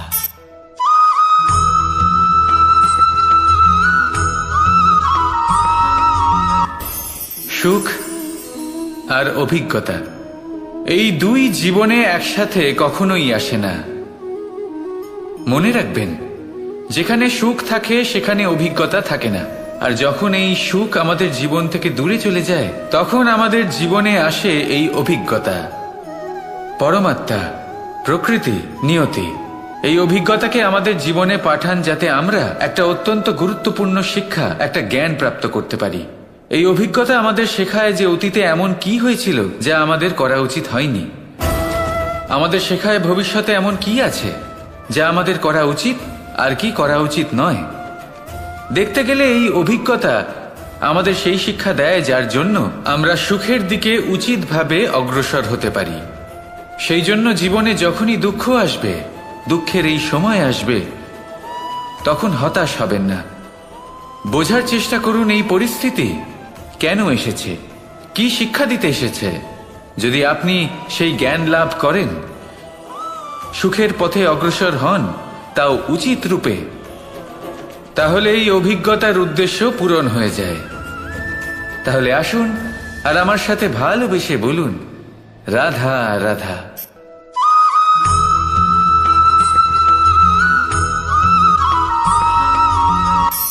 ধন, ধন হলো কারোর জন্য মোহ, আবার কারোর জন্য মায়া, কারোর জন্য হয়তো ভাগ্য, আবার কারোর জন্য কর্মের পারিশ্রমিক। দেখতে গেলে এই ধন হয়তো সবার জন্যই অত্যন্ত প্রয়োজনীয় হয়ে থাকে। সেই জন্যই তো মানুষ নিজের সমস্ত জীবন অতিবাহিত করেন এই ধন অর্জন করার জন্য। অনেক মানুষ এমনও হয় যাদের সমস্ত জীবন এই ধন অর্জন করতেই কেটে যায়। প্রত্যেক মানুষই চেষ্টা করেন যেন তিনি ধনী হন, যত সম্ভব বেশি ধন অর্জন করতে পারেন, সম্পন্ন থাকতে পারেন। আর তা হবে নাই বা কেন?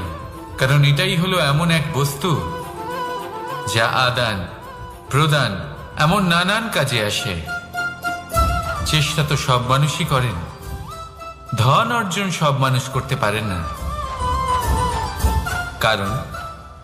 কারণ হলো এটাই যে মানুষ ভাবেন যে তার কাছে কিছু ধন এলে তারপর তিনি কিছু করে দেখাবেন।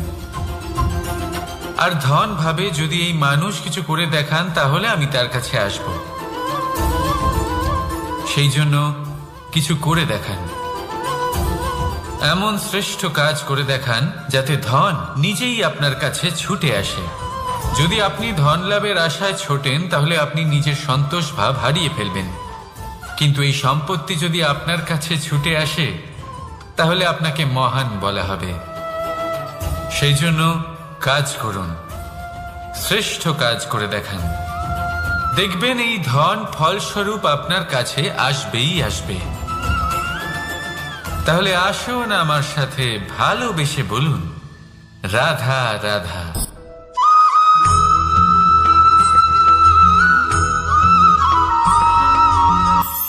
আজকাল আপনি দেখে থাকবেন যে মা বাবা শুধুমাত্র সন্তানকে ভালোবাসেন তা নয়, তাদের মোহেও জড়িয়ে পড়েন। বিদ্যালয়ে যখন পাঠান তখন সমস্ত সুযোগ সুবিধা দিয়েই পাঠান। চেষ্টা করেন যে সবসময় যেন সন্তান তাদের চোখের সামনেই থাকে। কিন্তু ভুলে যান এক অত্যন্ত গুরুত্বপূর্ণ কথা, যে সন্তানকে এক নতুন দৃষ্টিভঙ্গি দেওয়াই হলো ওনাদের কর্তব্য। সেই জন্য পুরাতন কালে শিষ্যদের গুরুকুলে পাঠানো হতো। বাড়ির থেকে দূরে। কারণ বাড়ি ছেড়ে যাওয়া এক সন্তানের জন্য, এক শিষ্যের জন্য অত্যন্ত শুভ লক্ষণ হয়। যখন সে বাড়ির থেকে দূরে, গৃহস্থের থেকে দূরে থাকবে, তখন এই সংসারকে সে এক নতুন দৃষ্টিভঙ্গি দিয়ে দেখবে, পরখ করবে, বুঝতে পারবে, আর সবকিছু নিজে থেকেই শিখে যাবে কখন আক্রমণ করতে হয়, কখন পিছু হটতে হয়, কিভাবে এই সংসারের সম্মুখীন হতে হয়। আর এটা আপনার দৃষ্টি ওকে শেখাতে পারবে না, ওর অভিজ্ঞতা ওকে শেখাতে পারবে। তাই মনে রাখবেন, যদি আপনি চান যে আপনার সন্তানের বিকাশ হোক, তাহলে অনেক সময় ওকে নিজের থেকে দূরে নিয়ে যেতে হয়। যদি মোহে আবদ্ধ থাকেন, তাহলে ওর বিকাশ কখনোই হবে না। তাহলে আসুন আমার সাথে ভালোবেসে বলুন, রাধা রাধা।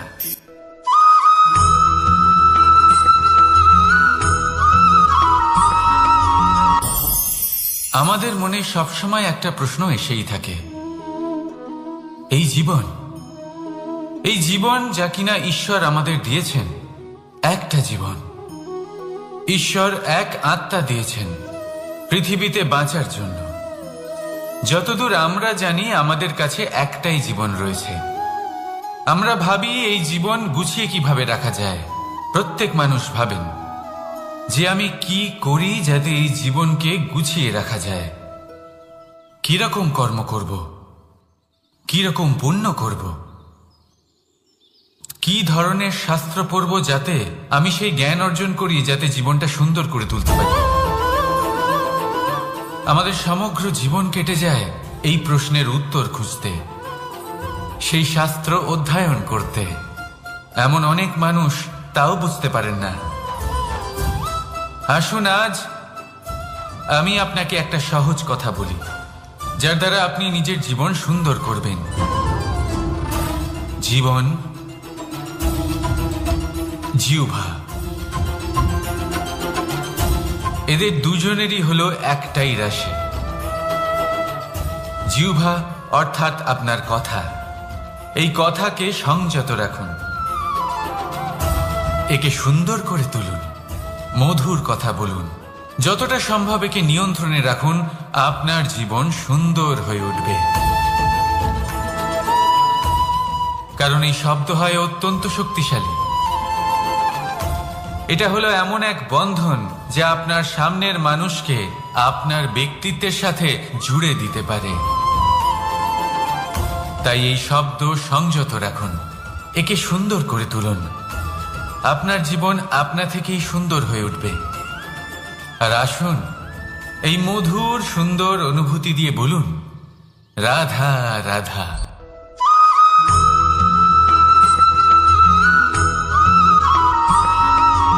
সমস্যা, কঠিন সময়, সংকট, বিপদ কার জীবনে নেই?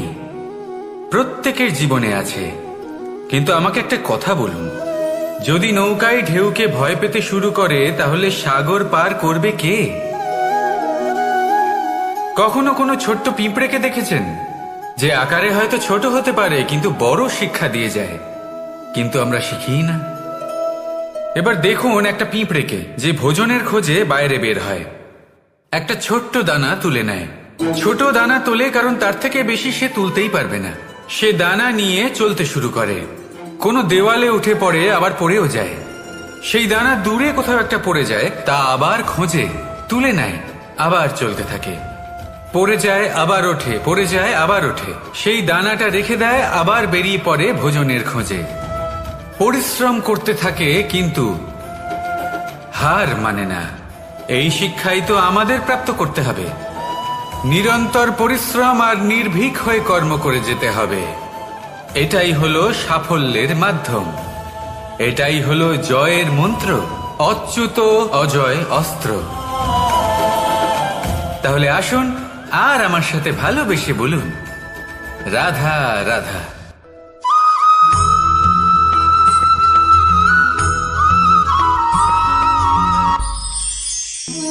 জীবন, এই জীবন আসলে কি?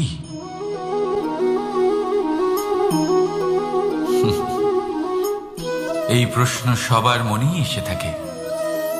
সবার মন এই প্রশ্নের জন্যই চিন্তিত থাকে,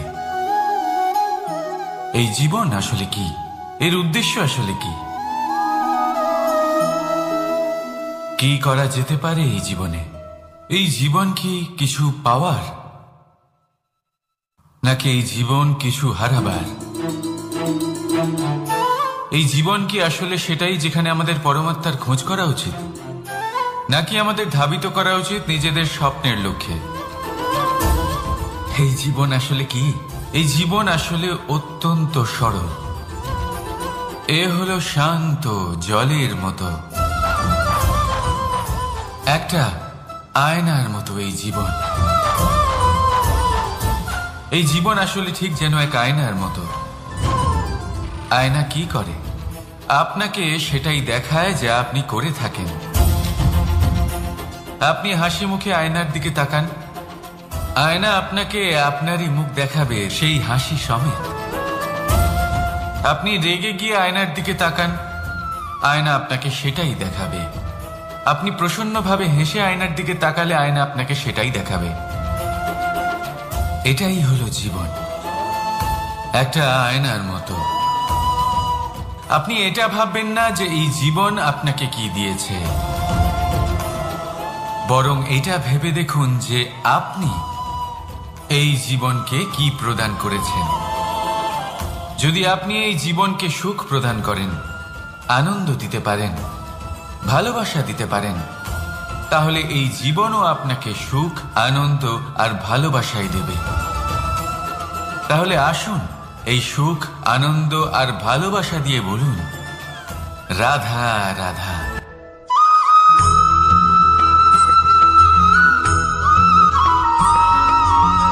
পরিবর্তন এই সংসারের শাশ্বত নিয়ম। কোন রাজা নেই যিনি চিরকাল রাজা থাকেন, কোন ধনী ব্যক্তি নেই যিনি চিরকাল ধনী থাকবেন। এই সংসারে সূর্যের স্থান নেওয়ার জন্য চন্দ্রিমার আগমন ঘটে। কোন স্থান যাকে পতিত বলা হয়েছিল সেখানে মহল তৈরি হয়েছে। কোন স্থান যাকে আজ মলিন বলা হয়েছে কাল সেখানে মন্দিরও স্থাপন হতে পারে। কোন ঋতু চিরকালের জন্য থাকে না, কখনো সময় চিরকাল একরকম থাকে না। আজ যা আপনার কাছে রয়েছে কাল অন্য কারোর ছিল, আজ যে আপনার কাছে রয়েছে কাল তা অন্য কারোর কাছে চলে যাবে। আপনার সাথে কিছু থাকলে তা হলো আপনার কর্ম, কিন্তু সেই কর্মের পরিণামও আপনার নয়। আপনি শুধু কর্ম করুন, বাকি সবকিছুই পরিবর্তনশীল। কিন্তু সেই পরিবর্তনকে দেখে ভয় পাওয়ার প্রয়োজন নেই, তাকে স্বাগত জানান। যদি আপনি হাসি মুখে সেই পরিবর্তনকে স্বাগত জানান, তাহলে এই পরিবর্তনও হাসি মুখে আপনার সাথে থাকবে। আসুন আমার সাথে ভালোবেসে বলুন, রাধা রাধা।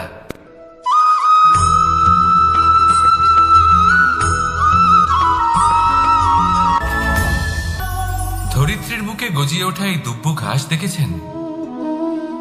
দুব্য ঘাস যা আমাদের পাকে শীতল রাখে। এতে যদি বসেন তাহলে মনে হবে নরম কোথাও বসে আছেন। এত ছোট হলেও কিন্তু এর মধ্যে গুণ আছে অনেকগুলি, আর যতটা ছোট এটা ততটাই বড় শিক্ষক। কিভাবে? ভাবুন, পাতা ঝরার মরশুমের পরে সমস্ত পাতা একত্রিত হয়ে থাকে। একটা ছোট ফুলকি সবাইকে জ্বালিয়ে দিতে পারে, সমস্ত পাতা পুড়ে ছাই হয়ে যায়। কিন্তু এই ঘাসের কিছুই হয় না, সে যেমন ছিল তেমনই থাকে। কারণ কি হতে পারে? প্রথম কারণ, এরা ছোট হয়। দ্বিতীয় কারণ, এরা বিনম্র হয়, বড়ই সহজে দমে যায় এরা। তৃতীয় কারণ, এদের মধ্যে নমনীয়তা থাকে। আপনিও নিজেকে এরকমই বানিয়ে ফেলুন। কখনো নিজেই নিজেকে কারোর থেকে বড় মনে করবেন না। নিজের এই মনকে বিনম্র রাখুন। এবং সব থেকে বড় কথা, নিজের এই মনে সহানুভূতি, প্রেম আর বিশ্বাসের নমনীয়তা বজায় রাখবেন। যদি এরকম করতে পারেন তাহলে জীবন সবসময় সুখে কাটবে। রাধা রাধা।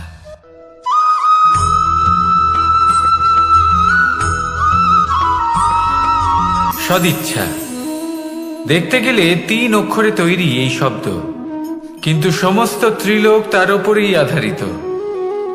আপনি এই সংসারে এসেছেন, তখন অবশ্যই শ্বাস নেবেন, কিন্তু তার বদলে আপনাকে কিছু তো দিতেই হবে। আপনার উপর নির্ভর করছে আপনি কি দেবেন। কি দেবেন এই সংসারকে, এই সমাজকে, নিজের পরিবারকে, আর তার বদলে কি নেবেন? যশ নাকি অপযশ? দেখুন, এক ছিল রাবণ, যে কিনা সমুদ্র পার করল সীতাকে অপহরণ করার জন্য, আর এক ছিলেন রামচন্দ্র, যিনি সমুদ্র পার করেছিলেন, সেতু বানিয়ে গিয়েছিলেন সীতাকে ফিরিয়ে নিয়ে আসার জন্য। দুজনেই সমুদ্র পার করেছিলেন, শুধু পার্থক্য ছিল সদিচ্ছাকে বোঝার, লক্ষ্যের। অনেক মানুষের যাত্রা একরকম হতেই পারে, কিন্তু আনন্দ তখনই লাভ করবেন যখন লক্ষ্য শুভ হবে, মহান হবে। এই লক্ষ্য দিয়ে এই সংসারের কল্যাণ হবে এবং মানুষের সম্মান হবে। যদি আপনার সংকল্প উচিত হয়, তাহলে আপনার লক্ষ্য উচিতই হবে, নয়তো শুধুমাত্র বিনাশ হবে। আর উচিত এটাই হবে যে বিনাশের হাত থেকে যেন নিজেকে বাঁচানো যায়, কি বলেন? তাই জীবনে যে লক্ষ্য স্থির করছেন, মনে রাখবেন তা যেন শুভ লক্ষ্য হয়। যদি এরকম হয়, তাহলে আপনার যাত্রা, আপনার জীবন দুটোই শুভময় হবে। আসুন আর আমার সাথে ভালোবেসে বলুন, রাধা রাধা।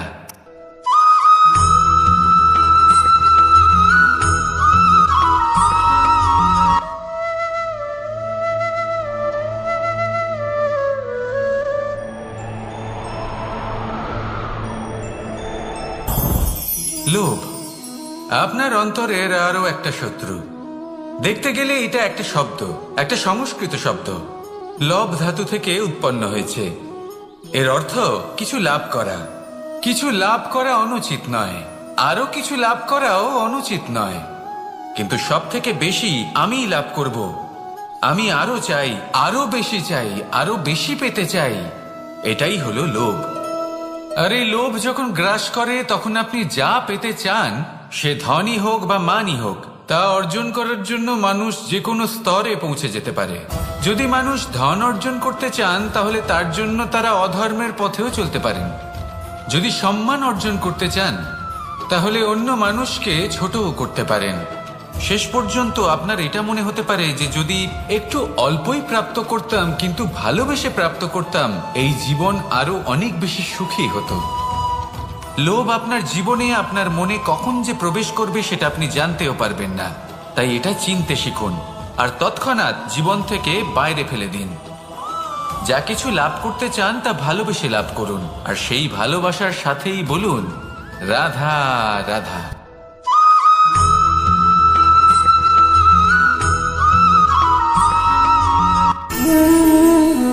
সঞ্চয় মানুষের যখন থেকে বোধ বুদ্ধি হয়, সঞ্চয় করতে আরম্ভ করে দেন। সঞ্চয় করতে থাকেন ভোজনের, সঞ্চয় অর্থের, সঞ্চয় শক্তির।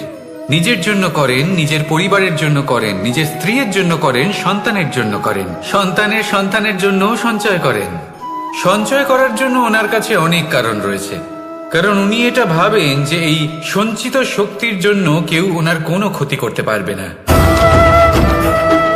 মানুষ ভুলে যান একটা গুরুত্বপূর্ণ কথা, এই সত্য, উনি এই সংসারে খালি হাতেই এসেছিলেন, আর এখান থেকে ওনাকে খালি হাতেই যেতে হবে। যা এখানকার তা এখানেই থেকে যাবে।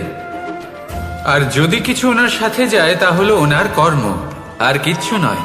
তাই যদি কিছু অর্জন করতে চান, তাহলে শুভ কর্ম অর্জন করুন, আত্মশক্তি অর্জন করুন, কারণ পরলোকে এটাই হবে আপনার সম্পত্তি। তাহলে কি এটা আপনি অর্জন করতে চান না? আসুন আর আমার সাথে ভালোবেসে বলুন, রাধা রাধা।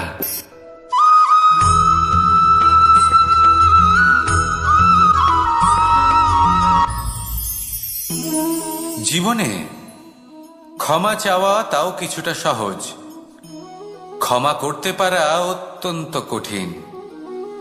ক্ষমা 2 অক্ষরের এই শব্দ হতে পারে, কিন্তু অত্যন্ত বড় এই শব্দ। অত্যন্ত গুরুত্বপূর্ণ এই শব্দ।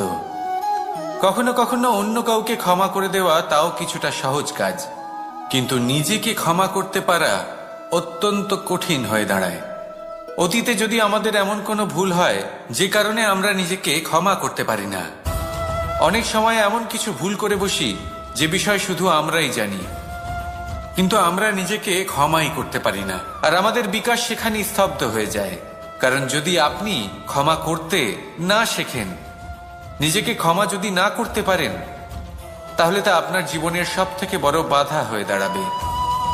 সেই জন্য জীবনে অবশ্যই শিখুন যে কিভাবে নিজেকে ক্ষমা করতে হয়, আর শিখুন যে আগের করা ভুল আবার কি করে না করা যেতে পারে। এই মন হালকা হবে আর প্রসন্ন হয়ে বলবে, রাধা রাধা।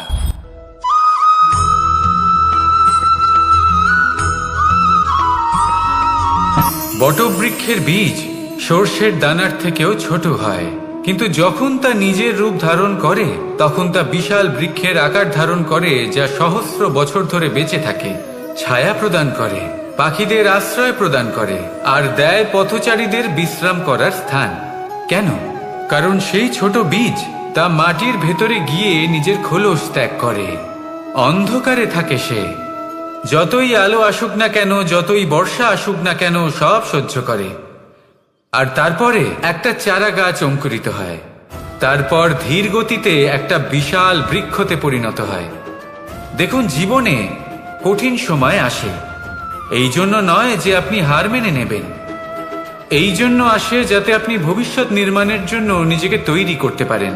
যদি কঠিন সময়ে আপনি ওই বীজের মতো দৃঢ় হয়ে থাকতে পারেন, তাহলে আপনিও একদিন সেই বিশাল বৃক্ষের মতো নিজের অস্তিত্ব গড়ে তুলতে পারবেন, যা সহস্র বছর পর্যন্ত মনে রাখা হবে। আসুন আমার সাথে ভালোবেসে বলুন, রাধা রাধা।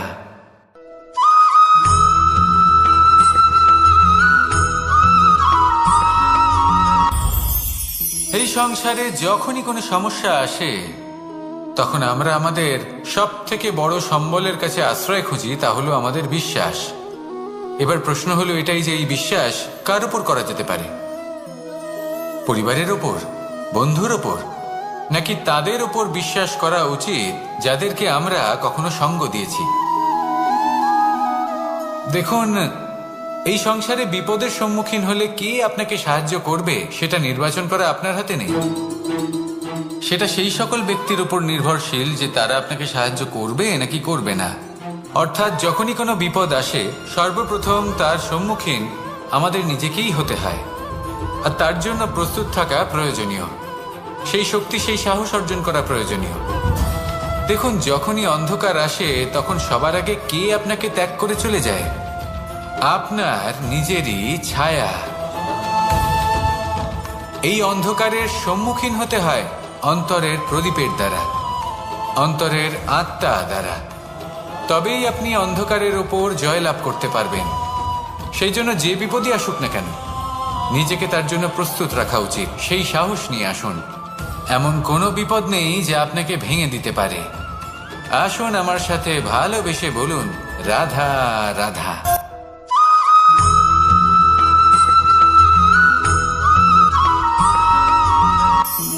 আপনি কখনো জীবনে সূর্যোদয় দেখেছেন?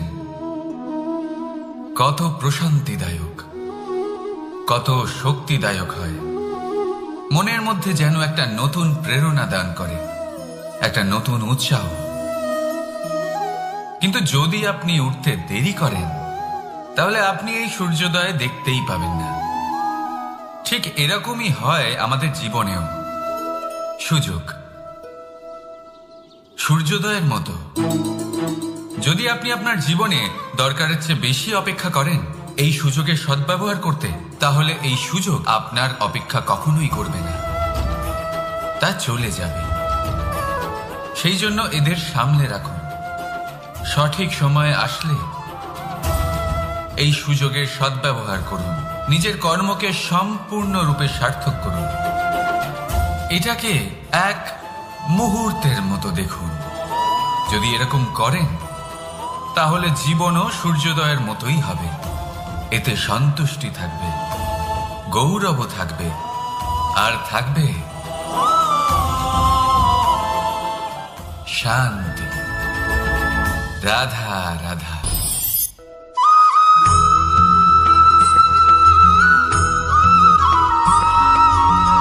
মানুষ সবসময় চায় যে তার জীবনে যেন কখনো কোনো সমস্যাই না আসে। সে চায় তার জীবন যেন শুধুমাত্র শান্তি এবং সুখের দ্বারা পূর্ণ থাকে। কিন্তু এই চাহিদা অনুচিত কিছু নয়। আমরা সবাই এটাই চাই যে জীবনে সুখ থাক, শান্তি থাক। কিন্তু এই কথা সবসময় মনে রাখবেন, যে সূর্য উদিত হন সংসারকে প্রকাশমান করেন, দুপুরবেলায় সংসারকে রৌদ্র প্রদান করেন, সন্ধেবেলায় তাকেও অস্ত যেতে হয়। এবার আমাদের জীবন চক্র কিছুটা এরকমই। কোনো কিছুই চিরকাল একরকম থাকে না। কখনো এই নদীকে দেখুন, যা বয়ে চলেছে। এই নদী যা বয়ে চলেছে তার পথেও অনেক বিপদ আসে। বড় বড় পাথরের সম্মুখীন হয়ে তাকেও সামনে এগিয়ে যেতে হয়। একটি পুকুর যা চারদিক থেকে ঘেরা, তার জীবনে কিন্তু কোনো সমস্যা নেই। কিন্তু এই সংসারে পুকুরের পুজো করা হয় না, পুজো করা হয় নদীকে। মনে রাখবেন, সমস্যার ঊর্ধ্বে তিনি উঠতে পারেন যিনি সমাধি লাভ করেছেন, যিনি এই সংসারেই নেই। যিনি এই সংসারে আছেন এবং জীবিত আছেন, তার জীবনের সমস্যা হলো শ্বাসবায়ুর মতোই গুরুত্বপূর্ণ। আসুন আমার সাথে ভালোবেসে বলুন, রাধা রাধা।